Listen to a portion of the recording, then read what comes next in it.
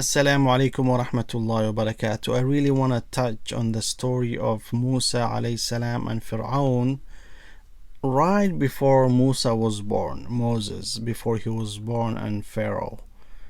So there were many pharaohs, and I'm talking about the Pharaoh, the time of Musa alayhi salam. Pharaoh had a dream.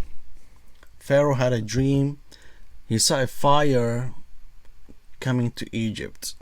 And this fire destroyed all of the Egyptians, but did not touch any of the Israelites. The fire did not affect any of the Israelites. So he was curious. He was like, what is this dream? He went to a dream interpreter who was a magician, and he told him that basically a man from Israelites is going to destroy you.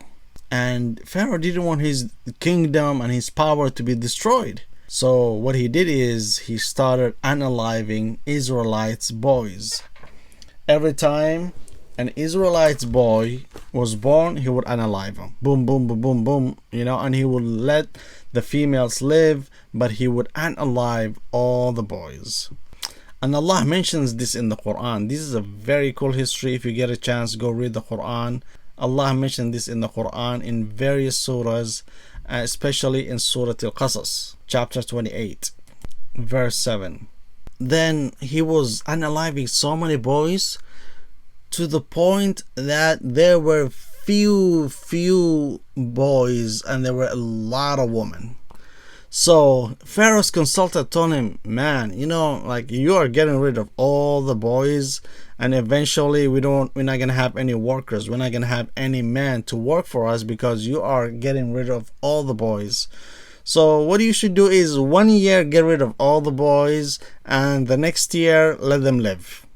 And that's why Moses' brother, when he was born, Harun alayhi salam, he was born in a year where all the boys were not getting unalived. So that's why he survived with no problem. But when Moses alayhi salam was born, he was born in a year where all the boys were getting unalived. So Moses' mom was scared, like, oh my gosh, I'm like, my son, what is gonna happen to my son? If the king Pharaoh finds out about my son, he's gonna unalive him. So what she did is she put him in a basket and threw him in the river. And the basket just, kept going all the way to Pharaoh's palace. And Pharaoh's palace saw the basket, baby in it, baby Musa alayhi salam. So then Pharaoh's wife took the baby.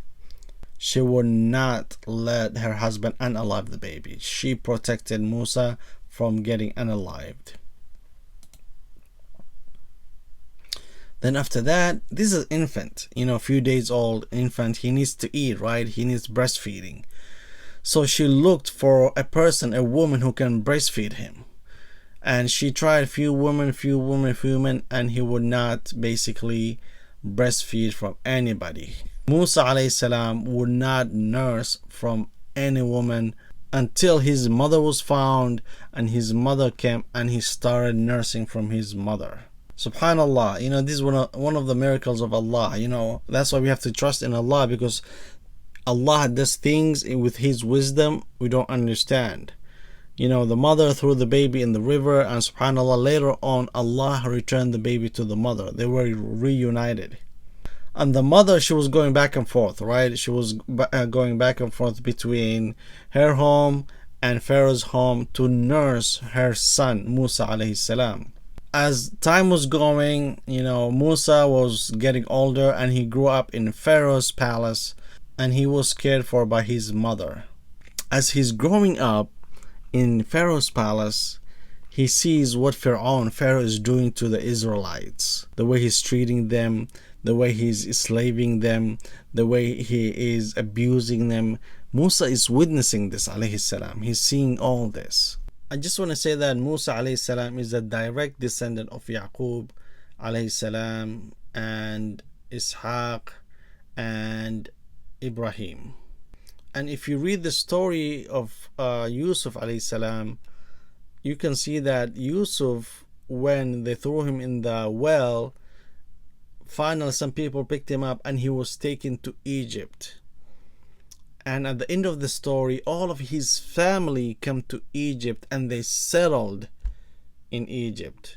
And many years later, Allahu A'lam, Allah knows how many years later, Musa was the offspring of the Israelites at that time, connecting the story of Yusuf.